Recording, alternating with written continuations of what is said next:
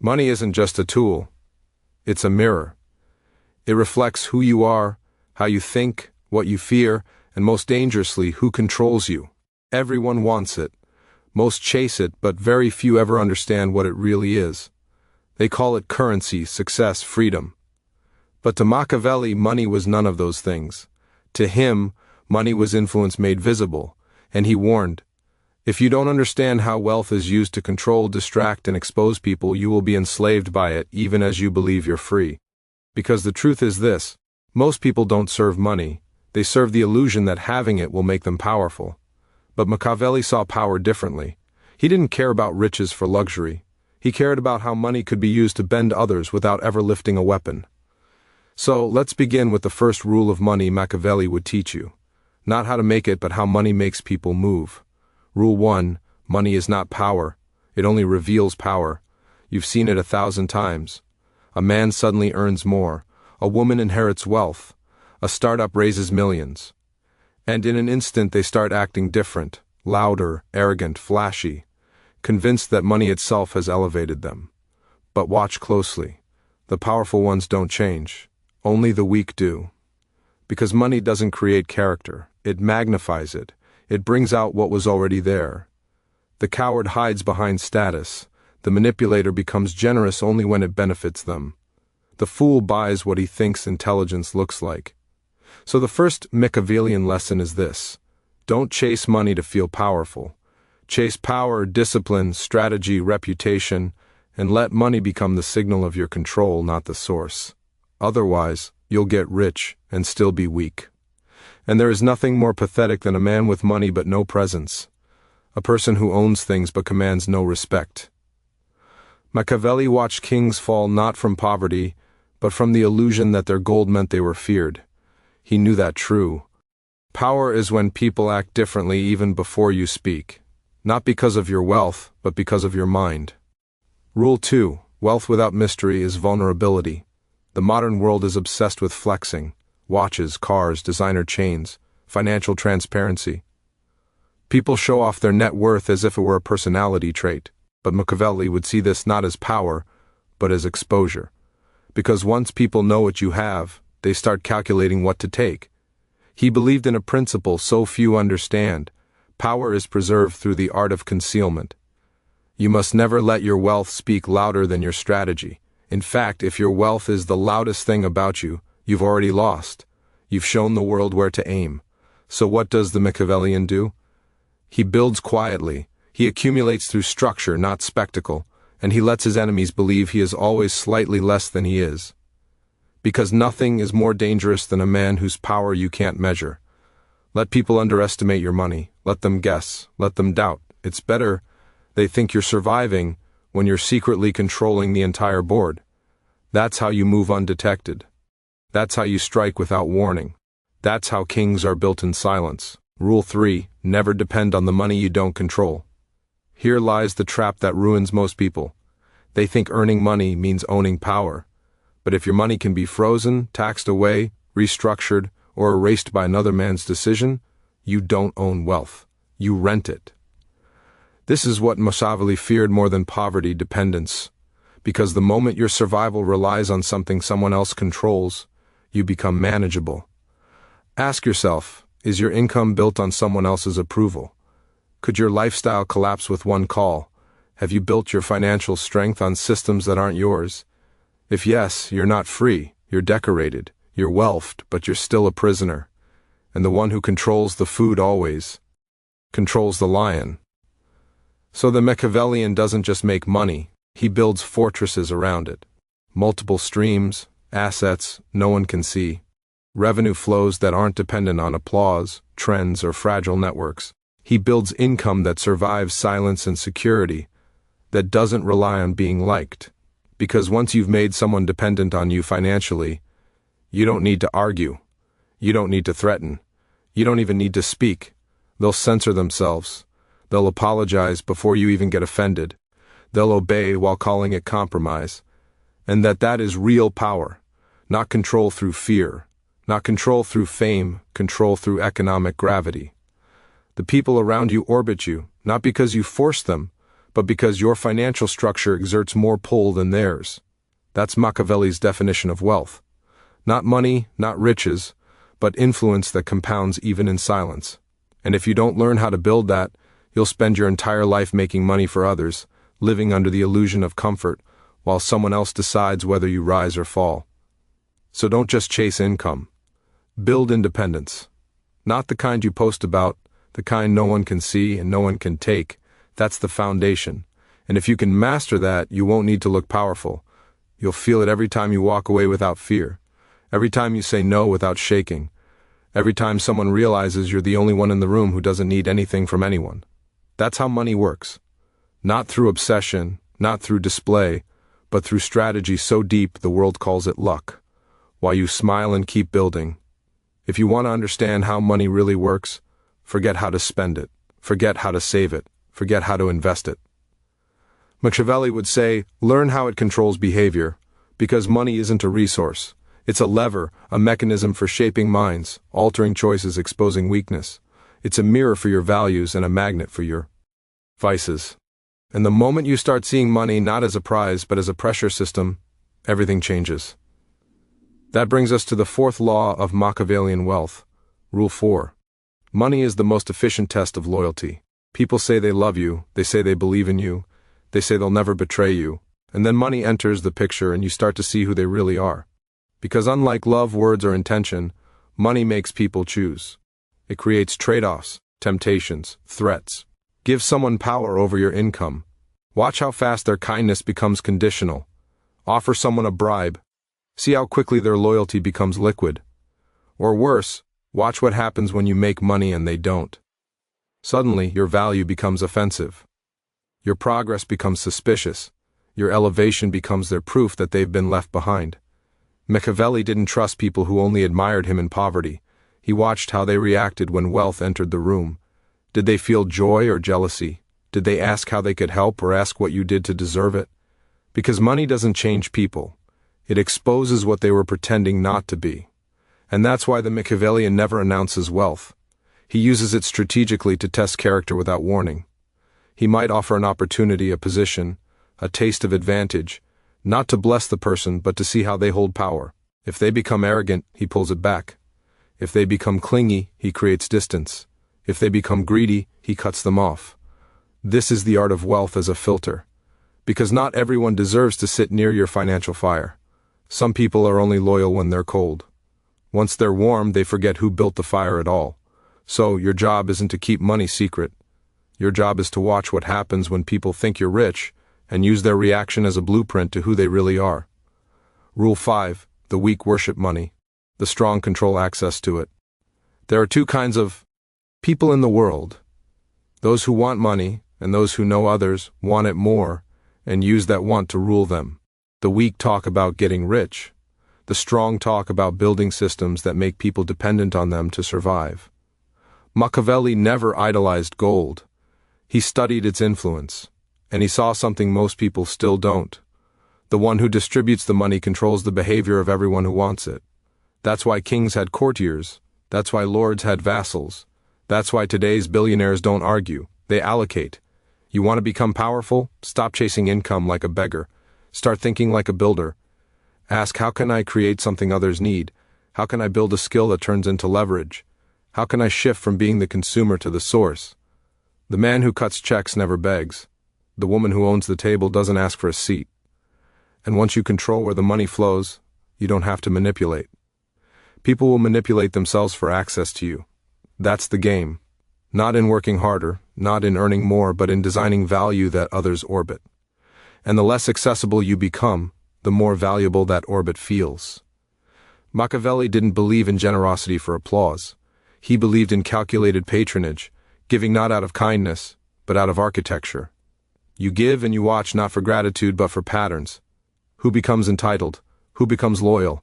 Who thinks your favor is permanent? That's when you learn who your allies are, and who are just opportunists rehearsing loyalty in the hopes of future gain. And that leads to the sixth rule. Rule 6. Always let them think money is the prize. This is how you win wars without fighting. You let others chase the check, the promotion, the inheritance, the title, the trophy. And while they run, you study the terrain. You build quiet influence. You pay attention to silence. You move slowly, steadily, without celebrating small wins or blinking at petty losses. Because the true Machiavellian knows money is the bait. The real prize is power. Let them celebrate their raise. You focus on owning the system that writes the paychecks. Let them fight over percentages. You stay focused on the positioning. Let them spend years building careers. You build dependency, the one thing that makes people serve you long after the contract ends because money runs out. But debt of value, social, emotional, psychological, lasts a lifetime. The wise don't get rich to be admired. They get rich to build options, to walk away from what others crawl toward, to say no while others beg for yes. Machiavelli would never waste time flexing wealth. He'd sit in a room, watch who moves when money is mentioned, and then decide who's useful, who's dangerous, and who's predictable. That's real control. Not from noise, not from greed, but from understanding how money reveals what people hide. And once you master that, you won't just make money.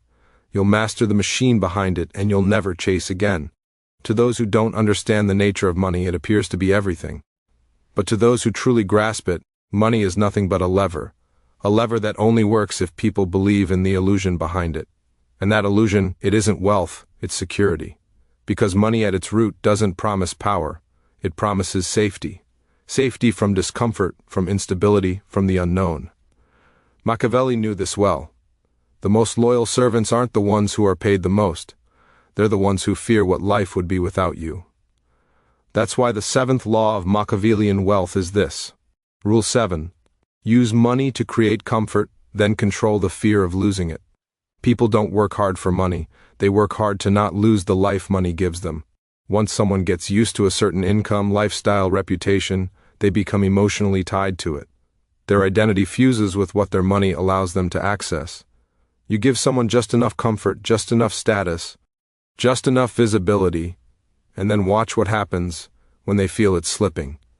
They'll compromise, they'll overextend, they'll self-censor, they'll obey. This is not cruelty, it's structure, it's understanding how economic anxiety shapes decisions far more than logic ever will. Machiavelli would use this not to exploit, but to position. He'd never threaten someone directly, that's too obvious. He'd simply let them feel the edges of discomfort. He'd delay a payment, withdraw favor, redirect attention elsewhere, make them wonder, not panic. Just wonder if they've lost their standing. And in that subtle uncertainty, people reveal how deeply they're tethered to their comfort. Because here's the Machiavellian truth. Most people will do anything to avoid going backwards. Not because they're greedy, but because they've tied their self-worth to their standard of living. So, the game is not to give people money.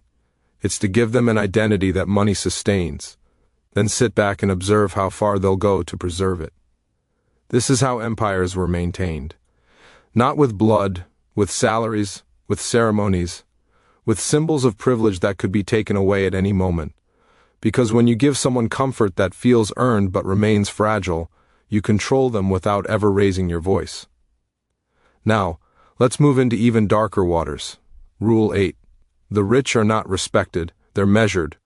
The world has been sold a lie. That wealth guarantees admiration, that people will treat you better the more you show them your status. But Machiavelli saw through that. He knew that when you walk into a room and flaunt your wealth, you're not impressing people, you're inviting them to calculate. They measure what you have, what you wasted, what you lack in taste or restraint, what it would take to take your place. The truth is, wealth attracts admiration only from those who are beneath you, from those who want what you have. But the powerful, they don't admire your lifestyle, they measure your moves. So when you start operating from a place of insecurity, when your goal becomes looking rich instead of moving wisely, you invite predators. People who smile at your success while studying your weaknesses. People who will use your appearance of power against you. That's why Machiavelli would say, never show the world how much you need their admiration. They'll use it to trap you. So here's how the Machiavellian displays wealth. He doesn't. He demonstrates discipline, not dollars. Precision, not purchases. Influence, not indulgence. He may own everything, but you'll never know. And that's what gives him his edge. Because when no one can see the full extent of your empire, no one can calculate how to breach it. The quiet rich man, he's dangerous. Because he never needed your validation, and he doesn't fear your judgment, which leads to the most psychologically dominant move of all. Rule 9, become unshakable without it. This is where everything changes. Most people are terrified of losing money because it would mean losing their identity. But the Machiavellian master is the one state most fear non-attachment. He earns money, he uses money, he multiplies money, but he never lets money become him. Because the most powerful message you can send in any room, business, politics, war, or love, is this: I can walk away, and you can't. That single fact rewrites every interaction. It makes people chase you, not because you're richer, but because you're free. You don't need the deal. You don't need the spotlight. You don't need to prove that you belong, because you know that even if the money disappeared, you'd rebuild it. Not from luck, not from begging, but from the same architecture that made you dangerous in the first place. Self-control, awareness, leverage, patience. This is how money works. It isn't random, it isn't mystical, it isn't spiritual. It's a machine. And the ones who master it are the ones who stop chasing it emotionally and start using it like a strategist. Quiet, surgical, unattached, unapologetic, unreachable by manipulation. That's when the world turns. Not when you get rich, but when you become the force that decides who else does. And when you reach that level, money isn't the goal anymore. It becomes what it was always meant to be. An extension of your mind. Not your master, not your identity, but a mirror. One that reflects not what you have, but who you've become. To truly master money in the Machiavellian sense, you must stop treating it like a finish line. Because money isn't an achievement, it's a weapon. And like any weapon, its value lies not in having it, but in how precisely you wield it. That brings us to the 10th law of real financial power. Rule 10. He who controls the flow controls the frame. Machiavelli never trusted appearances. He knew power doesn't lie with the man who holds the treasure. It lies with the man who decides where it flows. In the modern world, that means this: you can be rich and still be powerless. You can be wealthy and still be replaceable. But if you control the distribution of value, the attention of others bends around you. Not because they love you, not because they admire you, but because they need you. This is the power of positioning. You don't want to be the richest in the room. You want to be the one who signs the checks, sets the rules, decides the budget, or directs the spotlight. Machiavelli understood that if you're the dispenser, people will forgive, flatter, obey, even fear you. Because when your hand is tied to their livelihood, you never need to threaten. Your silence becomes a signal, your pause becomes pressure, your absence becomes punishment. This is why kings didn't just hoard gold, they built dependencies. Not because they needed servants, but because they understood a fundamental law of power. People don't follow wealth, they follow the source of it. And that source must always appear limited, mysterious, and capricious. You don't give everyone access. You don't explain how you earned it. You let them guess, wonder, worry. Because uncertainty makes loyalty automatic. They won't risk offending you, not because you're scary, but because they were afraid of losing access to something they don't know how to replace. That's not just financial leverage. That's behavioral control. And it leads to the next level of wealth architecture. Rule 11. Never teach them the system. Let them depend on the outcome. In today's world, everyone wants to be a guru, to flaunt their blueprint, sell their methods, package their success as a tutorial. But the Machiavellian never reveals the full system. He lets people benefit from the results but never understand the process, because once they know the system, they can replicate it. And once they can replicate it, they no longer need you. So what do you do instead? You give just enough to keep them engaged. You give value but not structure. You give results but not replicability. This is how old empires worked. The elite families didn't just build wealth, they built secrecy. They taught their children how to manage it, but they never taught the masses how to replicate it. Because the more mysterious your success becomes, the more mythic your image becomes. And that image is worth more than the currency itself. It becomes capital, not financial, but psychological. People will trust your guidance, echo your words, obey your strategy, not because they understand it, but because it works. And once they believe in your results, more than they believe in their own instincts, you've taken control of their financial narrative. That's how you stop being a source of money and start being a source of meaning. And once they see you that way, they'll never dare compete. They'll only seek to stay close. That's how you become irreplaceable. Rule 12. When you give, attach invisible strings. Machiavelli understood generosity differently from the rest of the world. Where others saw giving as kindness, he saw it as leverage. He didn't give to be liked. He gave to create obligation. Because the truth about human nature is this: people rarely forget their pain, but they feel forever bound by unexpected help. And when you give in a way that feels rare, targeted, and generous, people will tie their self-worth to the moment you help them. They won't say it out loud, but deep down they'll feel a private debt. That's how alliances are forged. Not with blood oaths, but with strategic charity.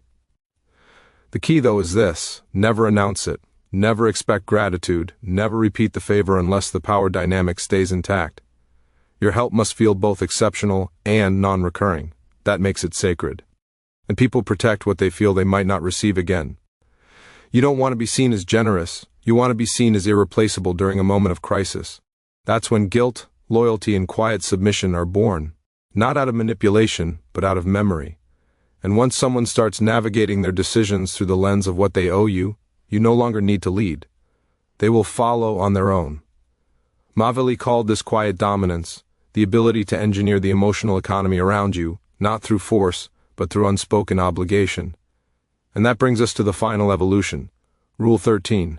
Build a life where money is present but not loud. This is what separates the truly powerful from the rich. The rich talk about money, the powerful don't need to. They live in rooms where wealth is the foundation, not the topic. They surround themselves with people who understand value instinctively, not emotionally. They've gone beyond the chase. They've arrived at equilibrium, where money is not their identity, but their instrument. And that's the end game. You don't want to be the one always talking about income, taxes, deals. You want to be the one who sits silently in the meeting, says little, signs the check, and walks out while everyone else is still debating. You want to walk through life unbothered by fluctuation because you know you have more than you show, you own more than you explain, you influence more than you'll ever need to prove. That's how money works for the Machiavellian. It's not loud, it's not frantic, it's not desperate, it's just present, like a shadow behind every move, reminding the world that your power isn't in your possessions. It's in your structure, your restraint, and the silence no one can decode.